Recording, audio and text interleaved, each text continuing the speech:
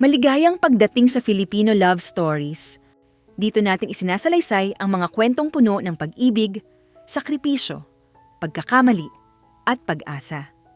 Bago natin umpisahan, please huwag kalimutan mag-like, comment, and subscribe upang lagi kang updated sa aming mga bagong kwento. Simulan na natin ang kwento ni Lara. Tahimik ang umaga. Hindi dahil payapa ang mundo, kundi dahil sanay na siyang manahimik. Si Lara ay isang babaeng marunong lumunok ng salita, marunong mangumiti kahit masakit, at marunong tumayo kahit walang sumusuporta. Hindi siya palaban, hindi rin siya pabida. Sa katunayan, madalas, hindi siya napapansin. Sa opisina kung saan siya nagtatrabaho, lagi siyang nasa likod. Hindi sa posisyon, kundi sa trato. Kapag may pagkakamali, kahit hindi ka niya, siya ang tinuturo. Kapag may tagumpay, kahit ambag niya, ibang pangalan ang binabanggit. At sa tuwing magsasalita siya, may sasabat, may tatawa, may babaliwala. At sa gitna ng lahat ng iyon, may isang taong akala niya ay kakampi niya. Si Jomar. Matagal na silang magkasama. Hindi perpekto, pero sapat. Iyon ang akala niya. Sa umpisa, si Jomar ang unang taong nakinig sa kanya. Ang unang nagsabing, "Okay ka lang, Lara?" At dahil doon, unti-unti niyang ibinigay ang tiwala. Hanggang sa isang araw, napansin niyang nagbabago ang mga sagot. Mas maiikli, mas malamig, mas madalang. At kapag nagtatanong siya kung may problema, "Wala," sagot ni Jomar. Laging wala.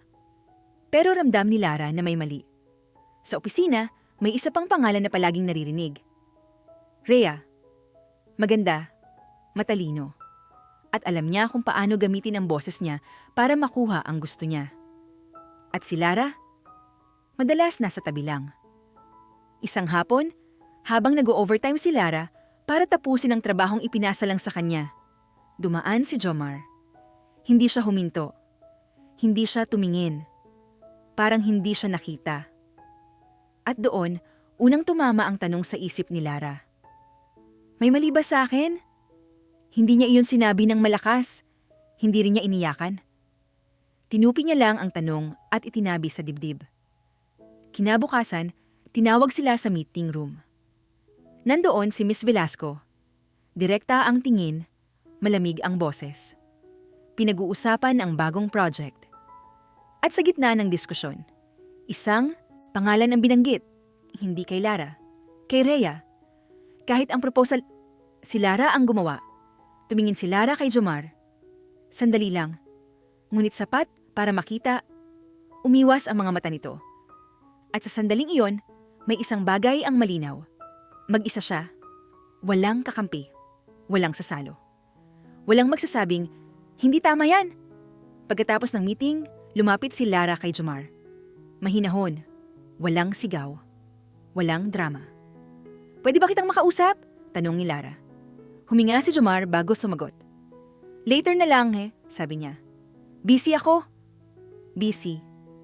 Iyon ang salitang tumapos sa mga tanong ni Lara. Sa gabing iyon, mag-isa siyang umuwi.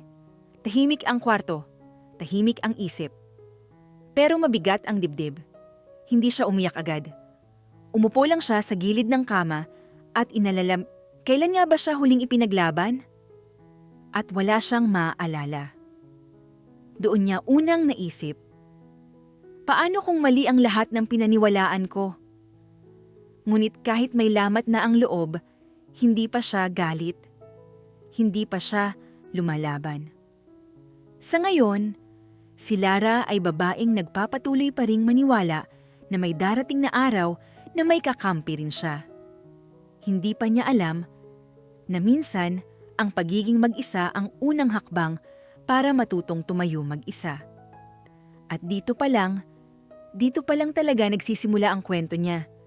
Lumipas ang mga araw. Hindi nagbago ang kilos ni Lara. Maaga pa ring dumarating, tahimik pa ring nagtatrabaho, at hindi pa rin humihingi ng pansin. Ngunit sa loob niya, may unti-unting nabubuong kaba. Sa bawat tingin ni Jomar na hindi na tumatagal, Sa bawat pagkakataong pinipili nitong tumabi kay Rhea, may isang tanong na patuloy na bumabalik. Ako pa ba? Isang umaga, habang nag-aayos ng papeles si Lara sa kanyang mesa, narinig niya ang boses ni Rhea sa likuran. Uy Lara! Malambing pero may halong yabang. Pakicheck nga to, ha? Ikaw naman ang magaling sa ganyan. Inabot ni Rhea ang folder.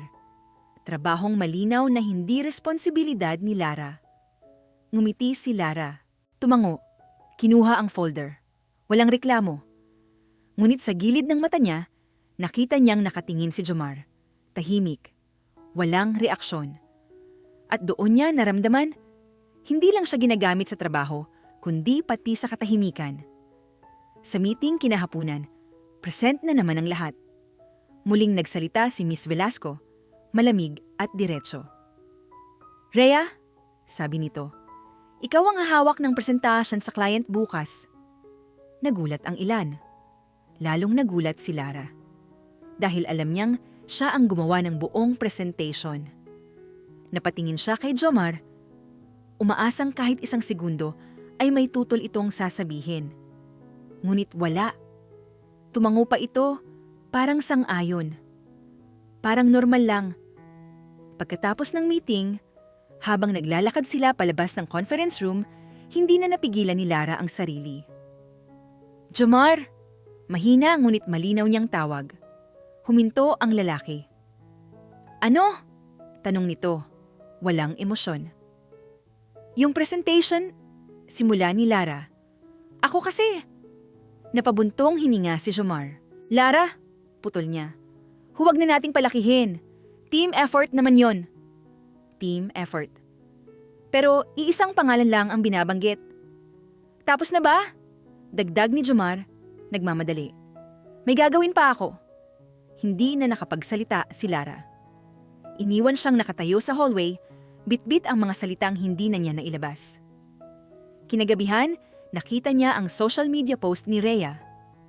Larawan sa isang mamahaling restaurant. Kasama si Jomar. May caption.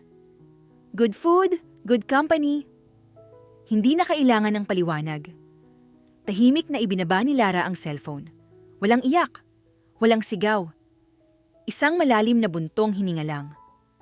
Sa mga sumunod na linggo, lalo siyang nabibigatan.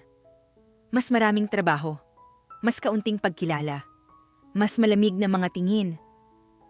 At sa gitna ng lahat ng iyon, walang dumedepensa sa kanya. Isang hapon, tinawag siya ni Miss Velasco sa opisina. Lara! Seryosong tono. May concern kami sa performance mo. Nanlaki ang mata ni Lara. Ma'am? Mahina niyang sagot.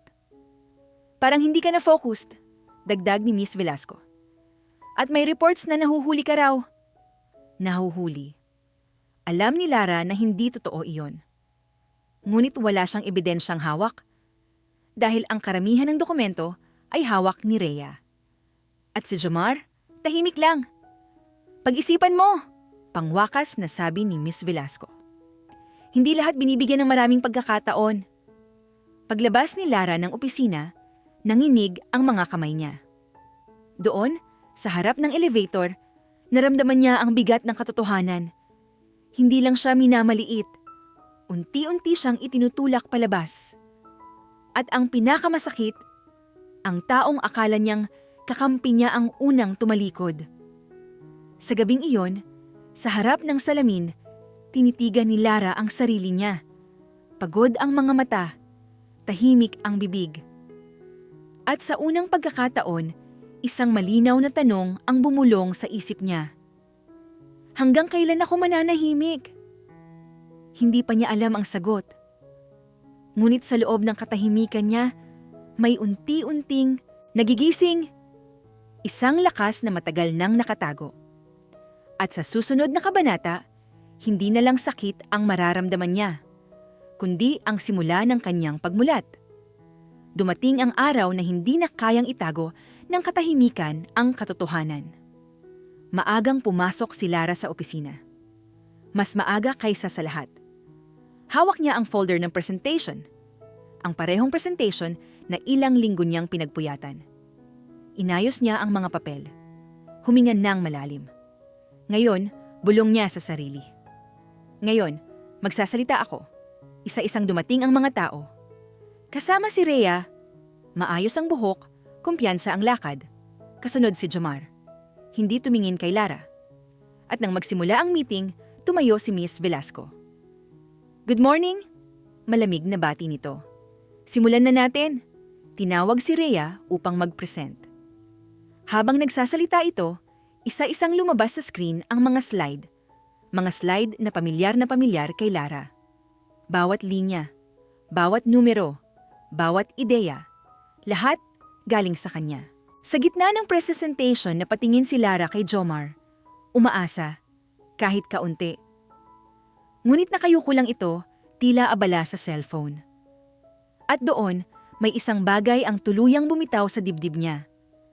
Nang matapos ang presentation, nagpalakpakan ng lahat.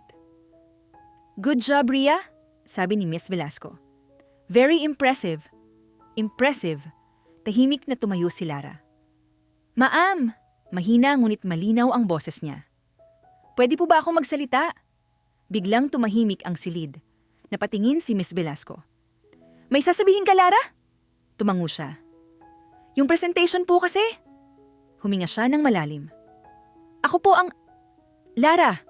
Biglang singit ni Jomar. May babala sa tono. Wag na! Parang may humawak sa lalamunan niya. Ngunit ipinagpatuloy niya. Ako po ang gumawa ng proposal. Tuloy ni Lara, bahagyang nanginginig ang boses. May mga draft po ako. Biglang tumawa si Rhea. Isang mahinang tawa, pero sapat para marinig ng lahat. Seriously? Sabi ni Rhea. Lara, team effort yon. Hindi mo pwedeng akuin lahat. Nag-init ang pisngi ni Lara. Hindi ko inaangkin, sagot niya. Gusto ko lang pong... Enough, putol ni Miss Velasco. Malamig, matigas. Hindi ito ang tamang oras, dagdag nito. At frankly, Lara, hindi profesional ang ginagawa mo. Hindi profesional, tahimik ang buong silid. Si Lara ang tinitingnan ng lahat. Parang siya ang may kasalanan. Umupo siya pabalik sa upuan, ang mga kamay nanginginig. Pagkatapos ng meeting, tinawag siya ni Miss Velasco sa gilid. Lara, seryoso nitong sabi, hindi ko gusto ang eksenang ginawa mo. Ma'am, gusto ko lang po. Alam mo ba, putol ni Miss Velasco, na ang ganitong ugali ang dahilan kung bakit hindi umaangat ang ibang empleyado. Parang sinuntok ang dibdib ni Lara. At may isa pa, dugtong nito. May desisyon na ang management. Huminto si Lara sa paghinga. Effective today, malamig na sabi ni Miss Velasco. Ililipat ka sa support role. Mas bababa ang visibility. Mas bababa rin ang evaluation. Isang hakbang pababa. Hindi dahil sa kakulangan, kundi dahil sa pagsubok niyang magsalita. Nang lumabas siya ng opisina, nakita niya si Jomar sa hallway. Nilapitan niya ito. Bakit?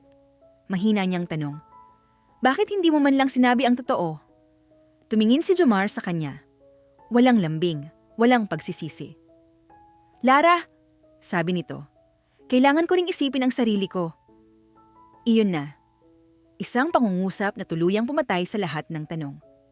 Si Rhea ang may future dito. Dagdag pa ni Jomar. Mas mabuting tanggapin mo na lang. Ngumiti si Lara. Isang ngiting masakit. Sana naging tapat ka. Mahina niyang sabi. Hindi na siya hinabol ni Jomar.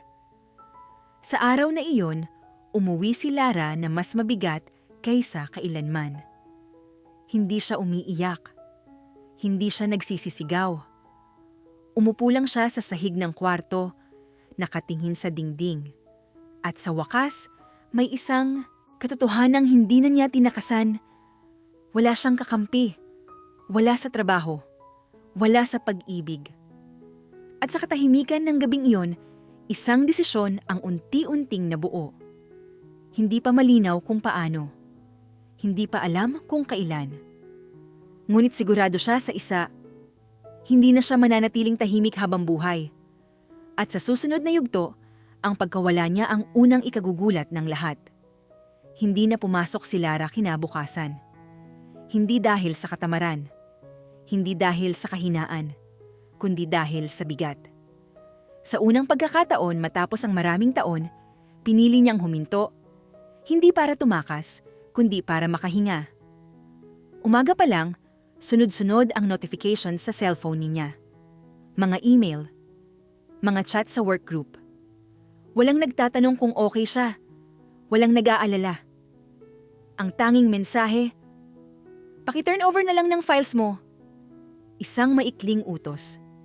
Parang burado na agad ang lahat ng taon niyang sakripisyo. Tahimik na isinara ni Lara ang cellphone. Inilapag sa mesa. Tumingin siya sa paligid ng maliit niyang kwarto, mga gamit na binili niya ng paisa-isa mula sa sahod na madalas kulang.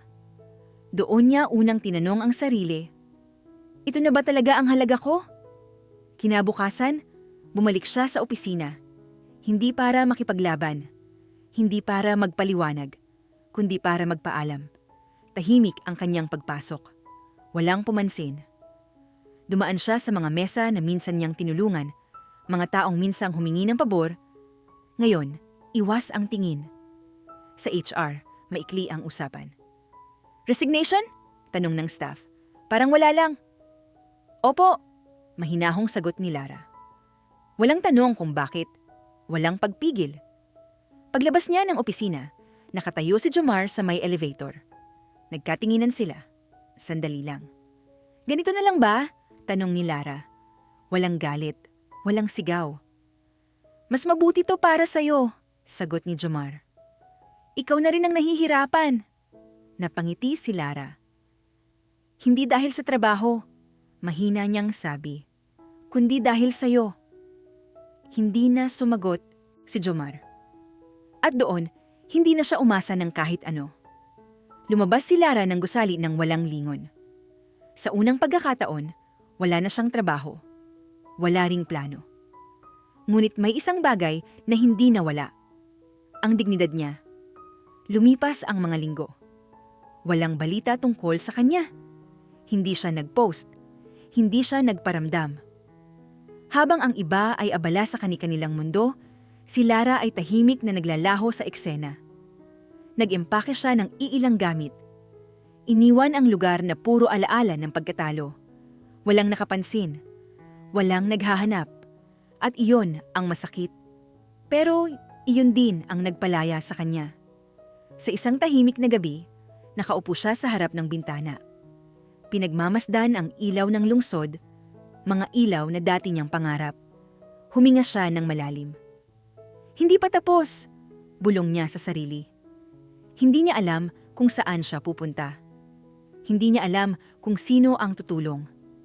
Pero sa unang pagkakataon, hindi na siya humihingi ng kakampi. Sa katahimikan ng pagkawala niya, may isang binhi ang itinanim. Isang binhing lalago ng walang nakakapansin. At sa paglipas ng panahon, ang pagkawala niyang iyon ang magiging dahilan kung bakit sila magugulat. Dahil minsan, ang pinakamalakas na pagbabalik ay nagsisimula sa isang tahimik na pag-alis. Hindi naging madali ang mga sumunod na buwan. Walang montage. Walang biglang tagumpay. May mga araw na nagigising si Lara na hindi sigurado kung tama ang desisyong ginawa niya.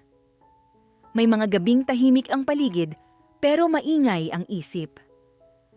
Mga tanong na paulit-ulit bumabalik. Kung mas naniwala ba ako sa sarili ko noon?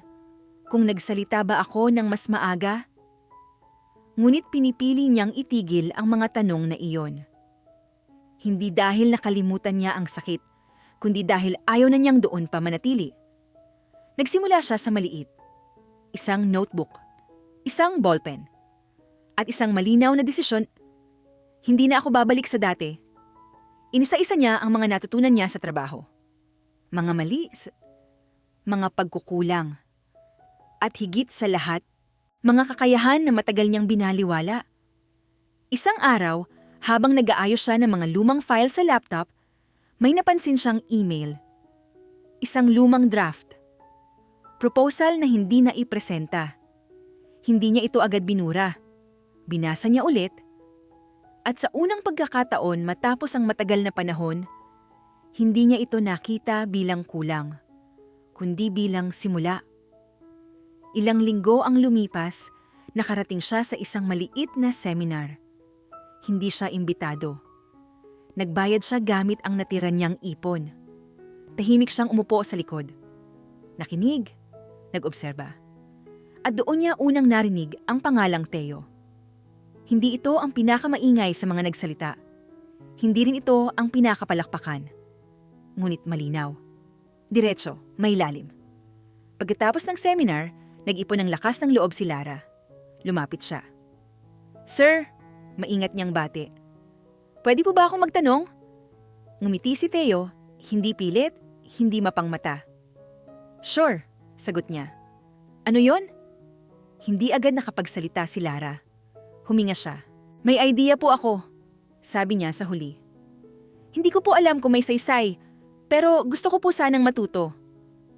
Hindi siya tinawanan. Hindi rin siya sinabihang hindi sapat. Sa halip, tumango si Theo. "Kung gusto mong matuto," sabi niya, "handa akong makinig." At sa sandaling iyon, may isang pinto ang bahagyang bumukas. Hindi malaki, hindi enggrande. Pero totoo, sa mga sumunod na linggo, hindi naging madali ang lahat. May mga araw na tinatanggihan ang ideyas niya. May mga pagkakataong mali ang desisyon niya. At sa tuwing nadadapa siya, naroon si Theo.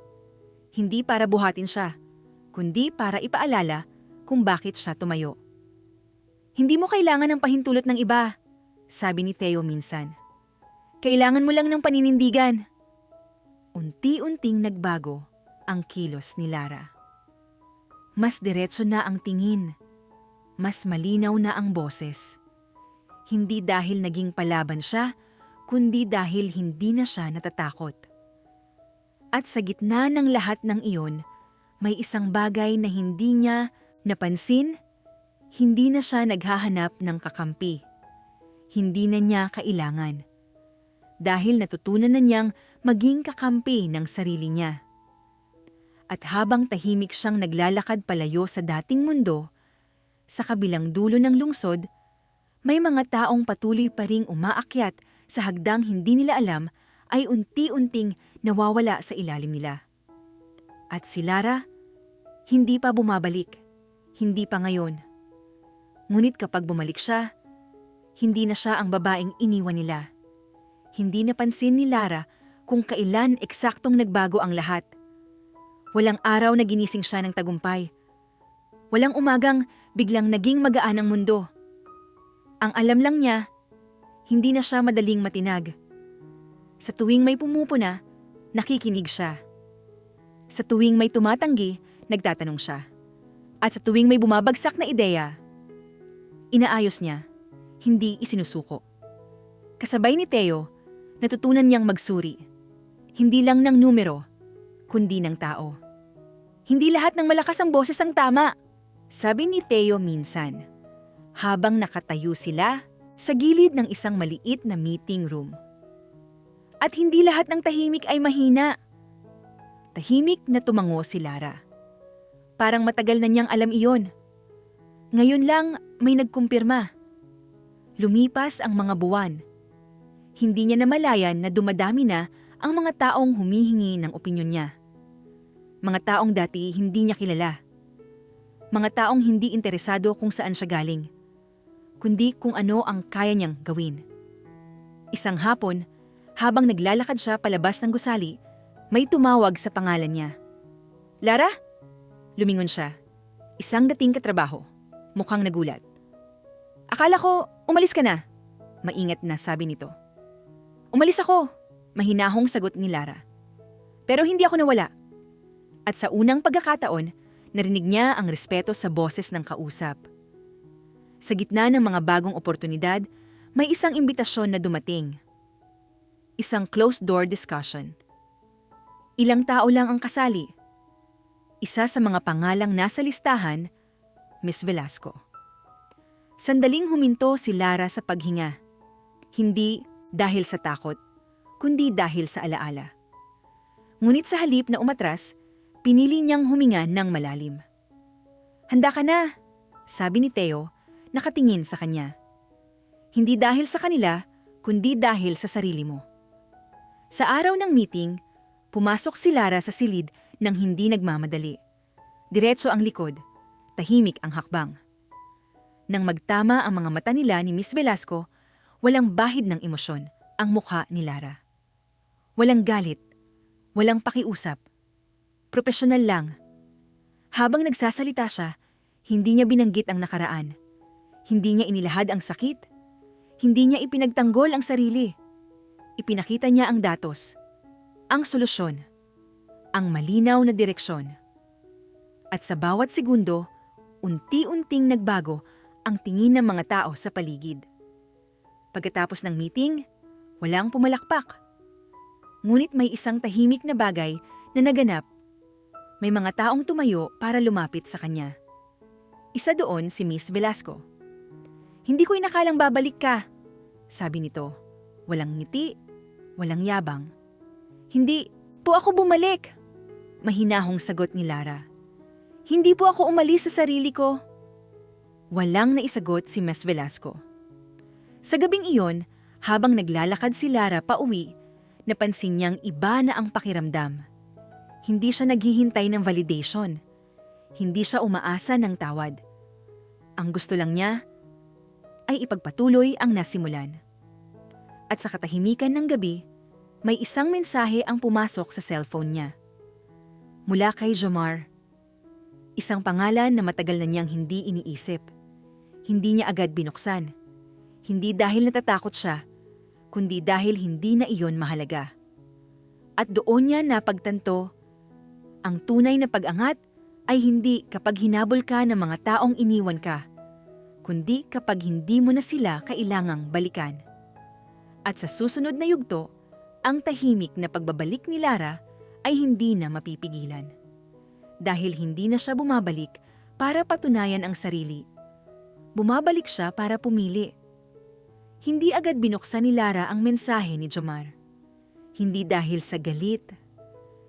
Hindi rin dahil sa takot. Kundi dahil wala na siyang naramdaman. Ilang oras ang lumipas bago niya tuluyang binasa. Isang mahabang mensahe, punong-puno ng paliwanag. Punong-puno ng salitang hindi ko sinasadya at napilitan lang ako. Tahimik niyang binaba ang cellphone. Hindi siya nag-reply. Hindi dahil wala siyang sasabihin, kundi dahil tapos na ang bahagi ng buhay kung saan kailangan pa niyang magpaliwanag. Sa mga sumunod na araw, mas naging abala si Lara. Mas maraming meeting, mas maraming desisyon. At sa bawat pagkakataon, naroon si Theo, hindi bilang tagapagtanggol, kundi bilang kapantay. Isang gabi, matapos ang mahabang diskusyon, magkasabay silang naglakad palabas ng gusali. "Tahimik ka," sabi ni Theo, hindi mapilit. "Pagod lang," sagot ni Lara. Ngumiti siya ng bahagya. Huminto si Theo. "Hindi lahat ng pagod," maingat niyang sabi. "Kailangang dalhin mag-isa." Napatingin si Lara sa kanya. Sa unang pagkakataon, hindi bilang mentor, kundi bilang tao. "Alam mo," sabi ni Lara, "sanay na akong mag-isa." Tumango si Theo. "Alam ko," sagot niya. "Pero hindi ibig sabihin na kailangan mong manatili doon." Hindi na siya sumagot. Ngunit may isang bagay na bahagyang gumalaw sa loob niya. Samantala, sa dating opisina kung saan siya nagmula, nagbabago ang ihip ng hangin. Nagkakaproblema ang project na ipinresenta ni Rhea. May mga numero na hindi tugma. May desisyong minadali. At sa tuwing hinahanap ang solusyon, isang pangalan ang paulit-ulit na lumilitaw. Lara. Isang hapon, sa gitna ng kaguluhan, tinawag ni Miss Velasco si Rhea sa opisina. "Nasaan si Lara?" Diretso nitong tanong. Napalunok si Rhea. "Umalis na po siya," mahina niyang sagot. Tahimik si Miss Velasco.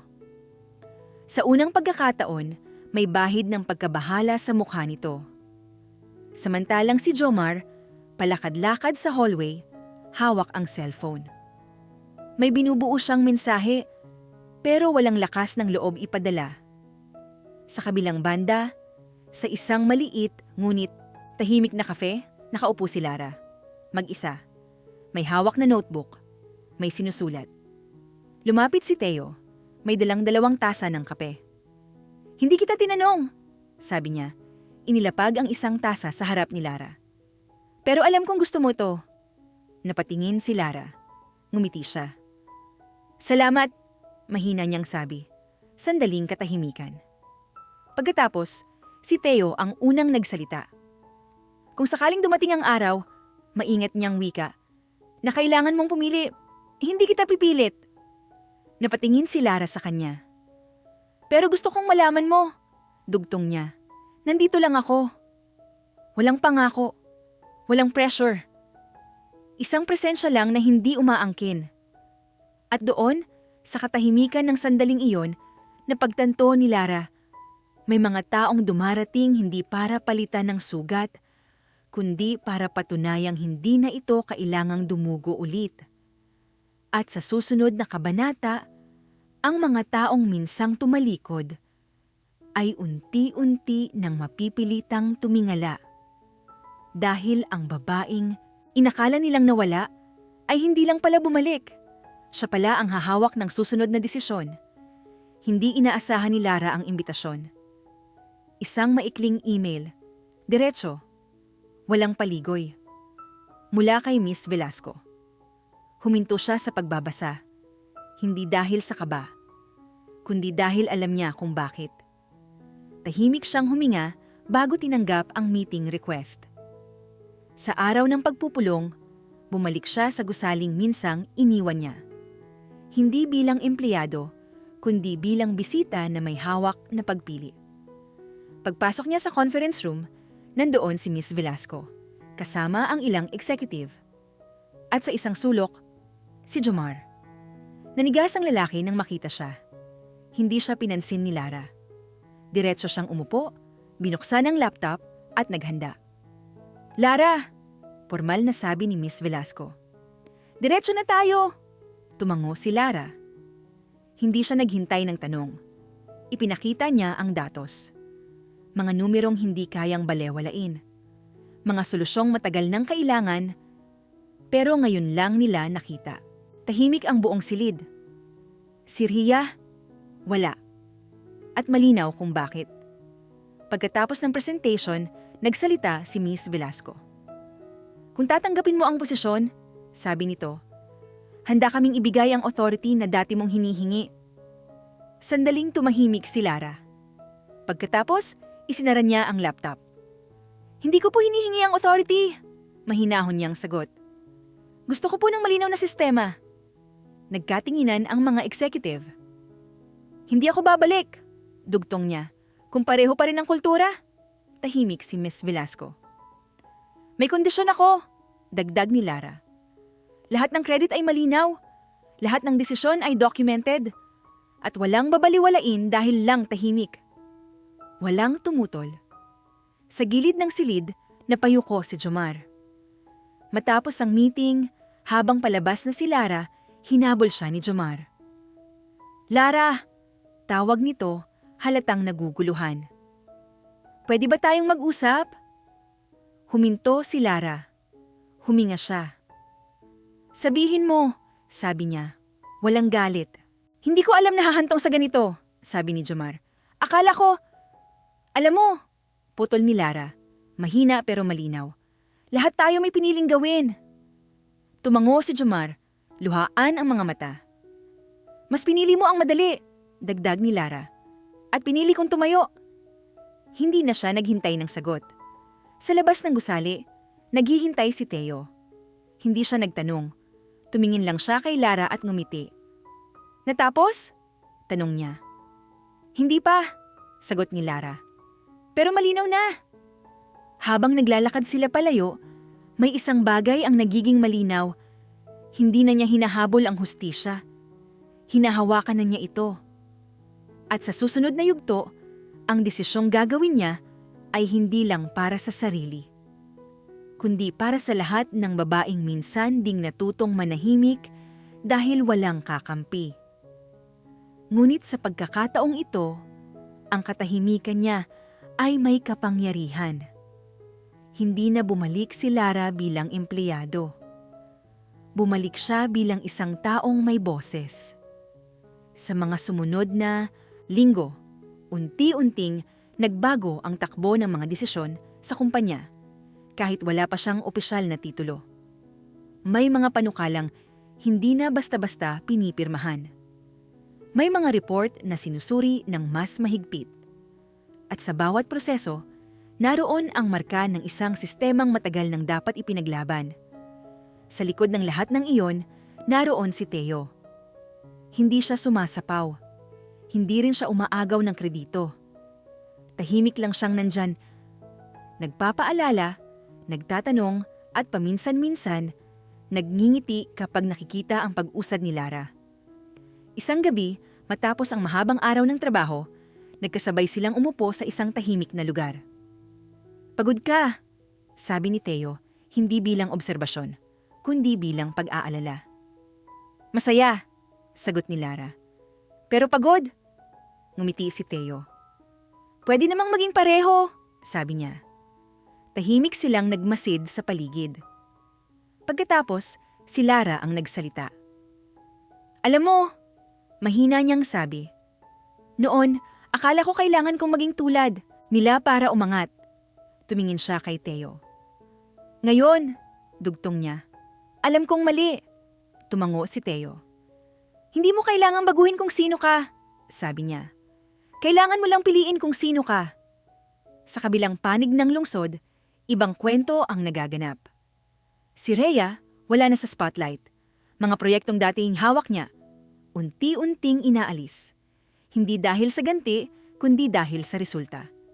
At si Jomar, mas tahimik pa. Isang hapon, mag-isa siyang umupo sa kafe kung saan minsan silang nag-usap ni Lara. May hawak na cellphone, walang tinatawagan. Sa wakas, may lakas ng loob siyang nag-message. "Masaya ka ba?" Matagal bago sumagot si Lara. Hindi agad, hindi pa dalos-dalos. Pagkatapos ng ilang oras, nag-type siya. "Oo." Isang salita lang, ngunit sapat para ipaalala. May mga tanong na huli na kapag hindi agad tinanong. Sa mga sumunod na araw, may isang desisyong kailangang gawin.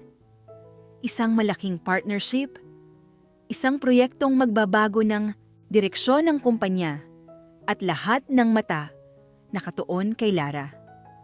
Sa loob ng conference room, nakatingin sa kanya si Miss Velasco. "Handa ka na bang pangunahan ito?" tanong nito. Tahimik si Lara. Hindi dahil nag-aalinlangan siya, kundi dahil alam niyang ito na ang sandali. Huminga siya ng malalim. "Opo," mahinahon niyang sagot. "Handa na po." At sa sandaling iyon, may isang malinaw na bagay ang nagbago. Hindi na siya humihingi ng pagkakataon. Siya na ang nagbibigay nito. At sa susunod na kabanata, ang huling hakbang ay hindi na tungkol sa pag-angat, kundi sa kung paano niya pipiliing manatili sa itaas. Tahimik, matatag, at hindi na kailanman babalik sa lugar kung saan siya minamaliit. Tahimik ang silid. Hindi dahil walang tao, kundi dahil may desisyong hindi na kailangang ipaliwanag. Nakatayo si Lara sa harap ng mesa. Nasa paligid niya, ang mga taong minsan ay hindi siya pinakinggan. Ngayon, sila ang naghihintay. "Approved," maikling sabi ni Miss Velasco habang pinipirmahan ang dokumento. Walang palakpakan, walang congratulatory speech, ngunit ramdam ang bigat ng sandali. Lumabas si Lara ng conference room ng diretso ang likod at kalmado ang hakbang. Sa labas, nakatayo si Teo. Hindi siya ngumiti agad. Hindi siya nagsalita. Nagkatinginan lang sila. At sa simpleng titig na iyon, may pagkakaunawa. Hindi dahil sa tagumpay, kundi dahil sa lahat ng dinaanan. "Gutom ka ba?" tanong ni Teo. Parang ordinaryong araw lang. Ngumiti si Lara. Oo, sagot niya. Pero hindi na nagmamadali. Lumipas ang mga buwan. Mas naging tahimik ang mundo ni Lara, pero mas malinaw. Hindi na siya nasa likod ng mesa. Hindi na rin siya nasa gitna ng ingay. Nasa itaas siya. Hindi dahil sa titulo, kundi dahil sa respeto. Sa isang corporate event, nagkita silang muli ni Jomar. Mas payat ang lalaki. Mas tahimik. Mas mabagal magsalita. Congrats! Sabi nito, halatang pinag-isipan. Tumango si Lara. Salamat! Sagot niya. Walang tanong, walang balikan. Sa kabilang dulo ng bulwagan, naroon si Rhea, nakangiti sa iba, ngunit iwas ang tingin. Hindi siya nilapitan ni Lara. Hindi rin siya pinansin. Dahil ang tunay na distansya ay hindi sinusukat sa hakbang, kundi sa kahalagahan. Sa isang gabi, nakaupo si Lara sa balkonahe ng kanyang apartment. Tahimik ang lungsod sa ibaba. Maliwanag ang mga ilaw. May tanong ako, sabi ni Theo, habang inaabot ang tasa ng tsaa. Tumingin si Lara. Kung babalikan mo lahat, maingat niyang tanong. May babaguhin ka ba? Saglit na nag-isip si Lara. Pagkatapos, umiling siya. Kung hindi ako iniwan, mahinahon niyang sagot, hindi ko matututunang tumayo. Tahimik si Theo. At doon, walang salitang kailangan idagdag. Hindi naging fairy tale ang kwento ni Lara. Walang instant justice. Walang dramatic revenge. May mga taong hindi humingi ng tawad. May mga sugat na hindi na nabanggit. Ngunit may isang bagay na hindi na mababawi, ang lugar na narating niya sa sariling lakas. At kung may nagtanong man kung nasaan na ang babaeng walang kakampi noon, ang sagot ay malinaw. Hindi na niya kailangan ng kakampi. Dahil siya na ang nasa itaas. At wala na siyang balak bumaba. Dito nagtatapos ang kwento. Hindi sa sigaw, hindi sa galit, kundi sa katahimikan ng isang babaeng wala nang kailangang patunayan. Naway nagustuhan nyo ang kwento natin ngayon araw. Huwag kalimutan ang mag-subscribe upang lagi kang updated sa ating mga bagong kwento. Salamat sa suporta.